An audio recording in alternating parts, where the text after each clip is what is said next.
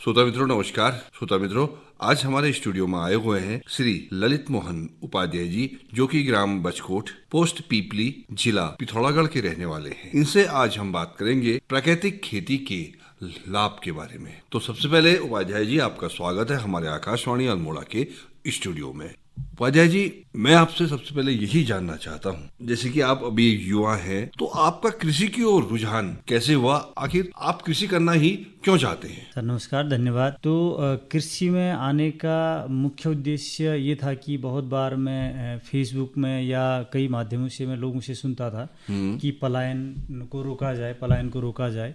तो वो भी एक मेन मुद्दा था, इस पर करें। फिर काफ़ी कुछ ऐसी चीज़ें मैं देख रहा था कि लोगों के जो केमिकल वाला खाने से या जो पेस्टिसाइड यूज़ हो रहा है उससे लोगों को बहुत नुकसान हो रहा था। तो मैं ये चाहता था कि मैं अपने फिजिकली अपने लिए भी बहुत अवेयर था कि मैं खाने में इस तरीके से चीज़ें यूज़ करूं, नेचुरल चीज़ यूज़ करूं। तो उसको देखते हुए और पलायन को देखते हुए मैंने ये स्टेप उठाया कि मैं नेचुरल फार्मिंग पे ही फोकस करूंगा। आप नेचुरल फार्मिंग कर रहे हैं, तो इसके अंतर्गत आपने कौन कौन से पौधे लगाए हुए हैं? विगत ये सेकेंड कोरोना काल पे मैं गाँव गया था। तो उसके बाद मेरा सबसे पहले प्रोसेस में ये था कि हमारे यहाँ गर्म घाटी है, तो आम है, लीची है, कटहल, पपीता हो गया, कीवी हो गया और अंजीर है। जो भी चीज़ें करीब ये हो सकती हैं, करीब मैंने काफ़ी बड़े मात्रा में स्केल पे मैंने काम किया है। उसके सिवाय जैसे हमारे यहाँ पहले परंपरागत तरीके से जो खेती करते थे, मांस का हो गया, भट्टू हो गया और मडुआ मादरा हो गया, तो जो कुछ लोग छोड़ चुके थे उस चीज़ को भी हम कोशिश कर रहे हैं कि उसमें हम प्रयोग कर रहे हैं, अपने खाने के उसमें प्रयोग करें। आपने बताया कि मैंने आम, लीची, कटहल ये सब लगा रखा है। कुल आपके पास जमीन कितनी है? सर हमारा जो गांव है उसमें ज्यादातर लोगों ने एक दौर पे सभी ने पलायन कर दिया। तो एक कुछ साल पहले, जब मेरे जाने से पहले 3 या 4 लोग रह गए थे, यानी 2 परिवार रह गए थे।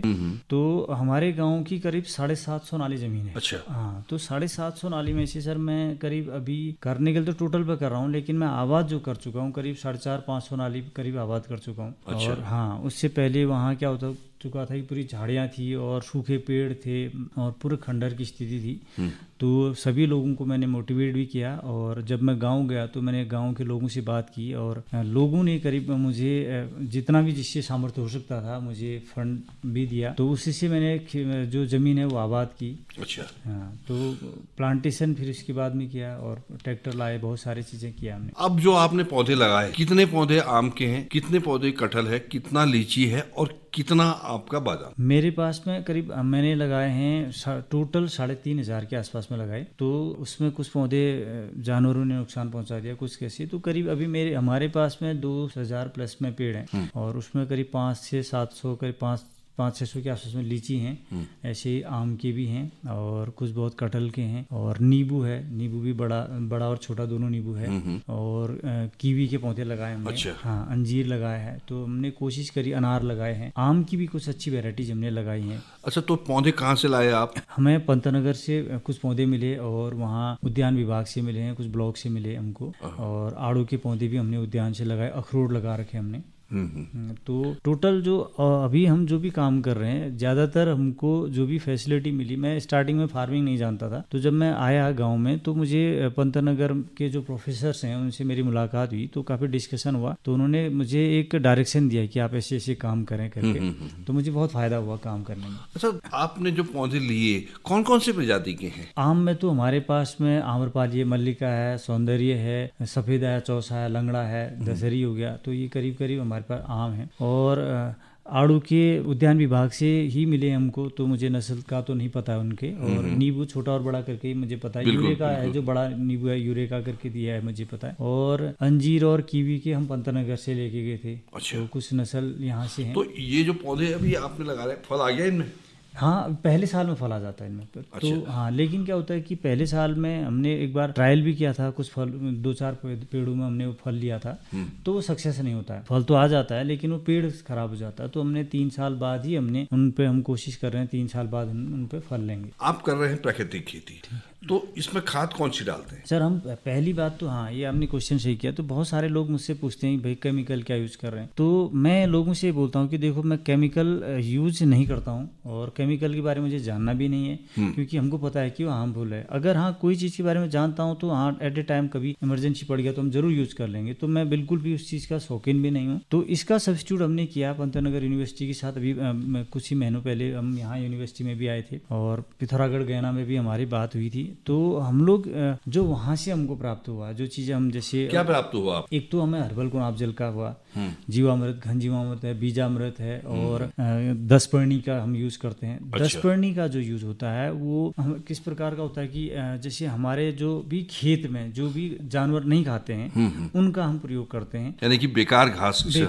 का यूज करते हैं जैसे। और सबसे ज्यादा क्या है कि हमारे यहाँ अब हमें पता चलता है कि पहले हमारे यहाँ जो रस्सी बनाने का काम करते थे तो वो रामबांस का यूज करते थे। रामबांस का वो पानी में दबाते थे, तो उसका यूज बहुत ही अच्छा होता है। अच्छा। हाँ, और एक चीज और है, हमारे यहाँ यारा बोलते हैं, पहाड़ी में पिथौरागढ़ में यारा बोलते हैं। तो वो क्या होता है, जानवरों के लिए नशीला होता है। अच्छा। हाँ, जब उसकी कलियां खिलती हैं या उसकी पत्तियां खा लेते हैं तो गाय को क्या हो जाता है या जानवरों को पेट फूल जाता है और वो काफी ज्यादा जानवर ज्यादा खाने में मर भी जाते हैं। अच्छा। हाँ, यानी कि नुकसानदेह है। तो उसका भी यूज हमने किया है अभी प्रैक्टिकली। अब ये सारी चीजें जितना हम कोशिश कर रहे हैं, जो हमने चीजें देखी उनको ड्रम में डाल दिया, उसको सड़ा दिया, गाय का गौमूत्र उसमें डाल दिया। बाकी फिर जो तांबे का बर्तन है उसमें हम क्या करते हैं कि छाछ किसी तांबे के बर्तन में सड़ा दिया, उसको डाल दिया हमने। तो उसको जैसे 10-15 दिन कर दिया, तो सड़ाने के बाद में उसको हमने उन सभी के साथ मिक्स कर दिया। मिर्च है, मिर्च भी डाल दो, लाल पाउडर डाल दो, और हल्दी डाल दो जैसे, और अदरक डाल दो। अच्छा। तो हाँ, लहसुन का पेस्ट डाल दो। ये अभी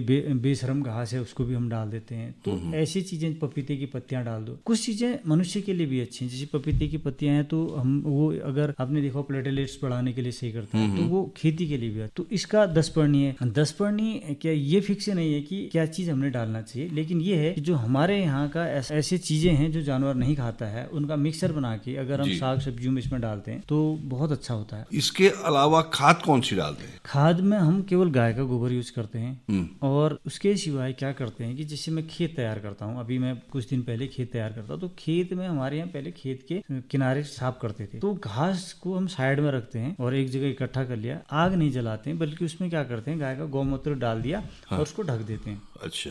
हाँ, तो उसका 2-3 फायदे हैं। एक खेत के अगर हमने बिल्कुल ऊपर कोने पर हम उसको डालते हैं, उसको मल्चिंग जैसी हो जाती है, और गौमूत्र छिड़काव कर दिया, और हो सकता है तो उसको ढक दिया। कुछ महीनों के अंतर्गत में अगर हमको पौधे लगाने हों तो उसका बहुत अच्छा कंपोस्ट बन जाता है, तो वो भी बहुत अच्छा फायदेमंद है। या फिर उसको खेत में फैला देते हैं बाद में। हाँ, आप सब्जियों में क्या क्या लगाते हैं? सब्जी में हमारे यहाँ सभी जो सीजनल जो भी सब्जियां वो लगा रहे हैं। जैसे हम आलू के टाइम पर आलू लगाते हैं, और प्याज है, अभी हमने आलू लगाया था, प्याज है, लहसुन हो गया, और कुछ मतलब टमाटर के समय में टमाटर। लेकिन हम टमाटर पे अभी उतना सक्सेस नहीं हो पाए हैं, तो लेकिन जैसे टमाटर पे हो गया, और बैगन पे सक्सेस हुए करीब, लेकिन टमाटर पे नहीं, बहुत केमिकल छिड़काव होता है उसमें, और केमिकल यूज हम नहीं कर रहे हैं। तो अच्छा, बीज कहाँ से लाते हैं? बीज हमको सारा बीज पंतनगर से मिलता है। सारे बीज जो है आप पंतनगर से लेके? वहाँ से हमारे गाँव को गोद ले रखा है। अच्छा, पंतनगर ने। हाँ, तो वो टाइम टू टाइम हमको इसकी जानकारी देते रहते हैं, क्या करना है प्रैक्टिकली, क्या क्या चीजें हो सकती हैं। साथ में हमको उद्यान से भी हमको चीजें कुछ बहुत मिलती हैं वहाँ पर। हमारे पॉली हाउस है आपके पास? नहीं, पॉली हाउस नहीं है मेरे पास। अभी आप सब जितनी भी खेती कर रहे हैं खुले में कर रहे हैं, कितनी हो रही है इनकम साल भर में?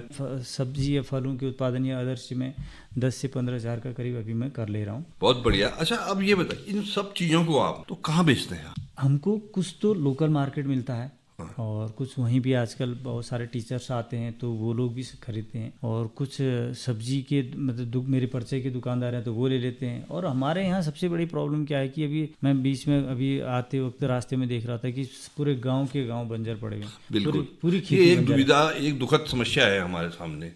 तो हम लोगों को लगता है कि जरूर लोग एक्सक्यूज करते हैं कि बंदरों के कारण ये नहीं हो रहा है, वैसा नहीं हो रहा है। तो पहले भी बंदर रहे हैं, ऐसा नहीं कि पहली बार बंदर आए, लंगूर पहली बार नहीं, पहले भी रहे हैं। बिल्कुल, लेकिन उस पर समाधान की जरूरत है। मेरे यहाँ बहुत थी, मेरे यहाँ तो ऐसा था कि मेरा पूरा गाँव, मैं आपको फोटोज दिखाऊंगा, वीडियो, पूरा गाँव जंगल था, और इतना पूरा बहुत बुरे हालत में था। तो वो कोई बहुत उस पर लेकिन स्टडी किया, काम किया, मैटर हमने बनाया, और किस तरीके का हम प्लान कर सकते थे उस पर काम किया। अभी मैंने अभी ब्लॉग के माध्यम से मैंने अभी चाल खाल योजनाएं बनाई, तो उसको ऐसा नहीं कि खाली अंधाधुंध बना दी, उसको प्रॉपर तरीके से बनाया। तो उसमें हालांकि उतना स्कीम अभी और भी होनी है, तो उसमें हम फिर लागू करेंगे। उसमें प्राकृतिक खेती से हमारे पर्यावरण को क्या लाभ होता है? पर्यावरण, जो प्राकृतिक खेती है सर, एक चीज तो अगर प्राकृतिक खेती में गोबर का यूज करें या गोबर का यूज ना करें। अगर ना करें तो क्या हो सकता है कि जितनी खेती है, आप ये जितनी जमीन देखिए, आप उस पर घास भी प्रॉपर नहीं हो पाता है, पूरी रेत हो जाएगी। और जो गोबर है वो आपके खेत को मतलब मिट्टी को जोड़ने का काम करता है। कार्बन कंपोनेंट्स होते हैं तो उनको जोड़ने का काम करता है, और ये सबसे ज्यादा गोबर में मिलता है। बहुत सारे खेत आप देख लीजिए इतने बुरी स्थिति में हो चुके हैं, उनके अंदर कोई भी कंपोनेंट्स नहीं है, ना फास्फोरस है, ना सल्फर है, ना कैल्शियम, कोई चीज मिलता है। तो उपाध्याय जी, अब चलते चलते आप हमारे जो और सुनने वाले श्रोता हैं उनसे प्राकृतिक खेती के बारे में क्या कहना चाहेंगे?